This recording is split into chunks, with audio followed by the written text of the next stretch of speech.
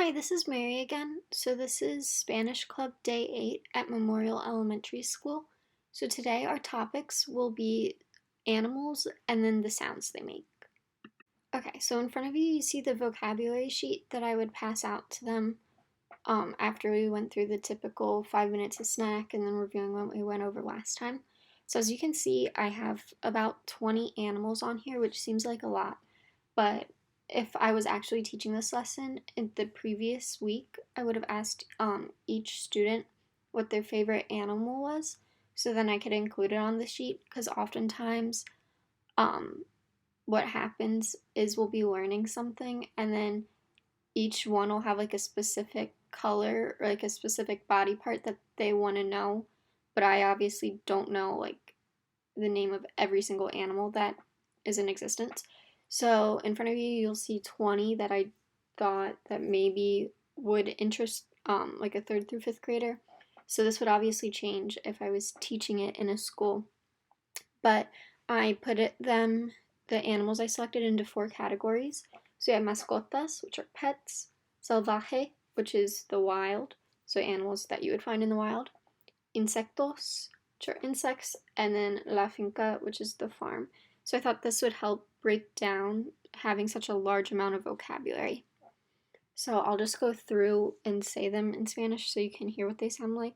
Obviously, I would keep doing what I have been doing with me saying the word and then them repeating it if it's longer, and breaking it down word by word, and then the special characters such as the double R, and then the N with the tilde over it to make the Nye sound, and the letter J, which makes an H sound, the um, H, which is silent, those types of things. So you have perro, gato, pez, ratón, lagarto, serpiente, moño, oso, elefante, jirafa, pájaro, león, tigre, mariposa, mariquita, araño, abeja, pato, vaca, cerdo, caballo, oveja, gallina, and burro. So then the things I would touch on with this are also the endings. So these are all singular animals, so it's just like one dog is perro. But then when we make things plural, we either add an S or an ES. So with perro, gato, that's where we would have perros, gatos. So it's just one S at the end. But then pez is irregular, so it's the spelling, if it's multiple fish, is PECES. And then the interesting thing with Spanish is that if the fish is alive, it's pez, as you can see here, but then it becomes pescado if it's like a fish that you're eating or like a dead fish. And then if it doesn't end in a vowel, that's when you add es to the end. So like if you're saying mice, it would be ratones instead of ratons. But then other than that, so like moños, oso, serpiente, you would just add an S to that. So I'd explain the rule for that. And then the other rule is if it's a baby animal, you either add ito or ita, so ITO or ITA to the ending. So if I wanted to talk about a puppy, instead of being perro, it would be perrito for puppy, or gatito for kitten. So with pato, it would be patitos for ducklings, or patito for duckling. So I would just kind of explain that, and then I would ask them questions with, if I see a baby giraffe, how would I say that? Just so I can make sure they understand the gender part of ito and ita. We've kind of gone over gender before, but just to clarify, because gender plays such an important role with this. And then I would do my normal questions that I ask them just to hear their opinions. So I'd be like, raise your hand if you have a pet. And then be like, okay, so if you have a perro as a pet, stand up. And then if people stand up, I'd be like, oh, ¿cómo se llama? Like, what do you call the pet? Just to bring back the concepts we learned way at the beginning of the meetings. And then, so I would do that with like perro, gato, pez, ratón, lagarto, serpiente, like just more common pets. And there's always ones like el hamster, like things like that as well, that I could use, or I could say like oh, if I haven't said your pet, the animal you have as a pet, like what type of animal do you have? And then I would also ask them if you raise a hand for this one. So if you could have any pet, what kind of pet would you have? And then see, like, maybe some of them would want to have a spider and a rano as a pet, or they would want to have a gallina, like a chicken. Um, and then I would ask them like what their favorite animal is, and then call on them for that. And then hopefully the list, because I asked them in the previous week about it, they all have their favorite animal on the list. So that's what I would do with the vocabulary sheet. Okay, so this next activity that I would do with them is I would have each animal written on a note card, and I would tape it to the back of each student's back. And then so the game we would be doing is that each person has to try to guess which animal they have on the back. So they can't see what the animal is. So they have to go around and ask other people questions to figure out what their animal is called.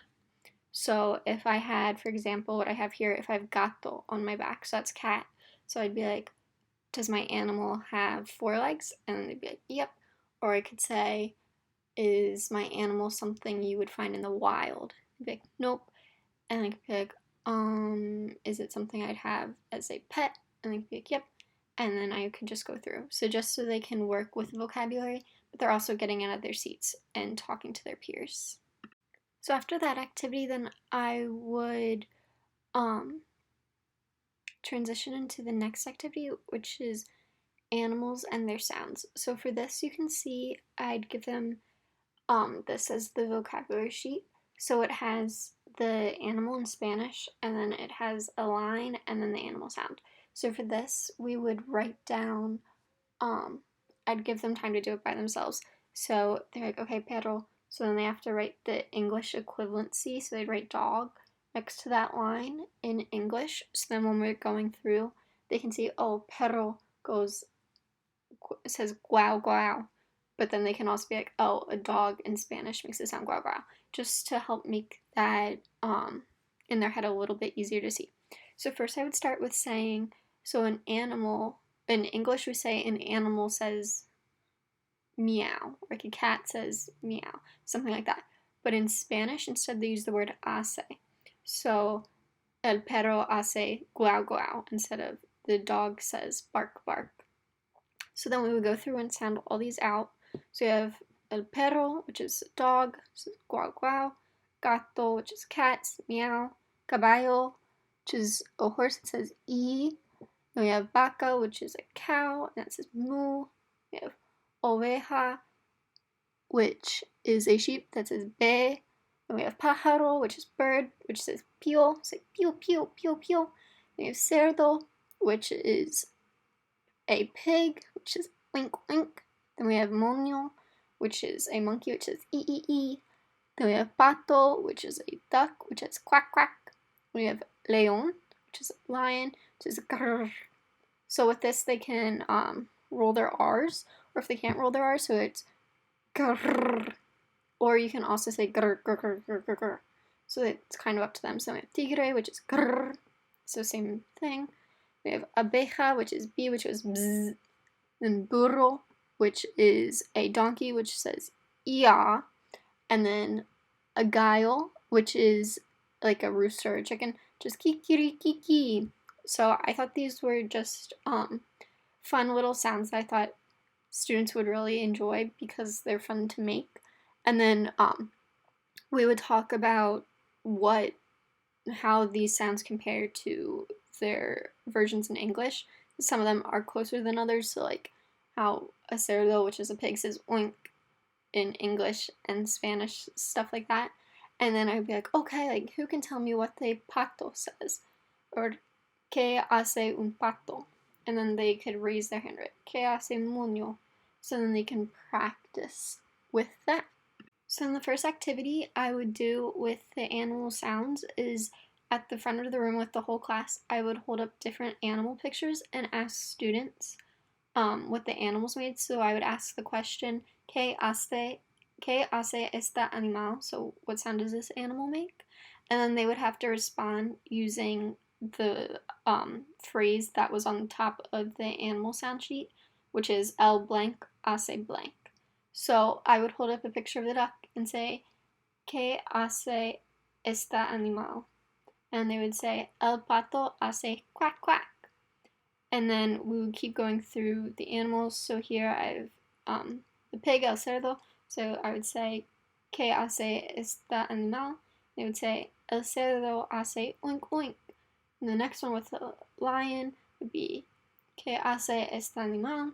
El león hace grrr, or grrr, if they can't roll their R's. And then the last example that I put on this slide would be, ¿Qué hace la vaca? And they would say, la vaca hace moo. So they would do things like that. So I'd have multiple different animals. And then depending on how much time we have left, because I do have a few more things to do after this activity, I would give each table, because there's 6 tables and we have like 20 animals, so I would do a couple pictures for each table, so then they can, as a small group, go around and ask each other the sound that the animal makes. So then this activity is in a pretty similar format to the next one, so I would mix up how the students are participating to keep it a little differently. So it's the format el blank hace blank, which is the blank says blank, and then the 2 words underneath are verdad o mentira. So that's truth or a lie. So students would be presented with an animal and a sound, and then they would have to decide if it's true or false, if it's a truth or a lie. So with this, I would model the activity for them first. So I'm the one saying like, el pato hace guau guau. And so that one would be mentira, because that animal doesn't make the same sound as a dog. So then I would keep going through and I'd say, la vaca hace moo. So then that one, because a cow does say moo, would be verdad. So that's how the game is structured. So then I would have different students come up, so they would get to pick an animal and the sound. And then their peers could say verdad o mentira. So first I would wet them. We would start with them just raising their hand, like, okay, if you think it's verdad, raise your hand. If you think it's a mentira, raise your hand. And then if I think they could handle it without going too crazy, then they can just say verdad o mentira instead of raising their hand to make it a little bit more fun. So I would try to get through as many students as I could that were interested, because some of them don't like to volunteer in front of the group. But obviously this would help with their speaking. And then once again, just depending with time would be how much we do this, because of how similar the game is. I could shorten the activity before or shorten this activity depending on student interest as well as time. Okay, so this is my last activity of the day. So as usual, it's something that requires a little bit more drawing and creativity. So it's called Create Your Own Animal. So underneath I have a little sentence to try to get them interested in this, obviously, as some of them aren't as into drawing as others, so it's to try to get them into it. So it says, today you'll be like a scientist, creating a new animal to show the world. Your animal has to have features of at least 3 existing animals. Label the feature with the animal it comes from in Spanish. So for this, they get to make their own animal, so it can look like whatever they want, so they have the freedom with that. But I said it has to have 3 features of existing animals. So like they could have like a mane like a lion, and then so on their drawing, then they would draw like an arrow from that and have león, that word. Or they could have antennas like a butterfly, and then they can write mariposa above that, just so then they're still able to use the language, but then they have that creativity to be their own. So like say they have like the mane, the antenna, and then like the stripes from a bee. After that, they can do it whatever, so it can have like fangs and stuff like that. It's really up to them with what they want to do. With this part, this is where having a bigger list would be more helpful, because typically during this activity, then that's when students want to learn different words. So I would probably bring a Spanish dictionary this day, or have my phone nearby with a dictionary, so when they have specific animals, like a black jaguar, like I don't necessarily know the words for that, just so I would be prepared, and then so they can still do as much as they want with this. And then after they're done drawing, like if students are at different parts in the activity, they can be like, oh, like what type of sound does your animal make, or is it completely quiet? And then allow them to look at the animal sounds that are on the list, and they could choose from one of those, or they can make up their own sound, just so they can also incorporate that. And then as well, I could ask them like, oh, like what kind of environment does your animal live in? Is it hace frío, hace calor? Because that's what we did 2 weeks ago with like the weather and the temperature and stuff like that. So trying to incorporate some past warning, and then that can also extend the activity a little bit. And then I don't think we would have extra time because we had longer activities today. But if there is always more time, then we can do a gallery walk where each student has their paper on their desk, and then we walk around and look at everybody's animals, or having them present the animals in class just to fill up those last couple of minutes. And then, as always, as they're finishing up their last activity, I would hand out the star sheet. This includes all the animals we went over.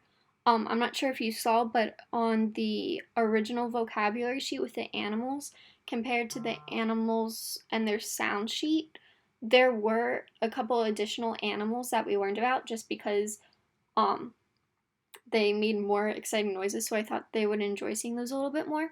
So, and those were mostly cognates like leon, tigre for lion and tiger. So on the star sheet, I included all the animal words that we went over today. The sheet doesn't have the animal sounds just because we won't be using those again. That was just a fun additional aspect of the lesson, but the animals I'll try to come back to at some point, so that's why I put them on the star sheet here. So after I hand this out and they put everything in their folders and we're ready to go, then that will be the end of our meeting.